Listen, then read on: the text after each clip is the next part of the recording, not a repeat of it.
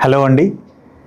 మీలో ఎవరికైనా కొన్నిసార్లు సడన్గా ఒకవైపు కాలు కానీ చేయిలో బలం తగ్గడం, స్పర్శ తగ్గిపోవడం, తిమ్మిర్లు రావడం, మూతి వంకరవ్వడం, మాట తడబడటం, నడకలో బ్యాలెన్స్ తప్పడం ఇలా జరిగిందా? మళ్ళీ స్పాంటేనియస్గా కొన్ని సెకండ్లలో, కొన్ని నిమిషాలలో, కొన్ని గంటల్లో సిమ్టమ్స్ ఇంప్రూవ్ అయ్యాయా? ఇలా జరిగితే ఎవరు నెగ్లెక్ట్ చేయకండి. దీనినే టీఐఏ ఆర్ మినీ స్ట్రోక్ అంటామండి. ఆ టైంలో బ్రెయిన్కి బ్లడ్ సప్లై తగ్గిపోయి మళ్ళీ స్పాంటేనియస్గా సెట్ అవుతుంది. సో ఇది మనం ఒక ఫ్యూచర్లో మేజర్ స్ట్రోక్ రావడానికి ఒక వార్నింగ్ సిగ్నల్ లాగా చూడాల్సి ఉంటుంది. ఇలా సిమ్టమ్స్ ఉన్నప్పుడు నెగ్లెక్ట్ చేయకుండా దగ్గరలోని న్యూరాలజిస్ట్ని సంప్రదిస్తే బ్రెయిన్ స్కాన్ ఎంఆర్ఐ చేయించి దానికి తగిన ట్రీట్మెంట్ స్టార్ట్ చేయాల్సి ఉంటుంది.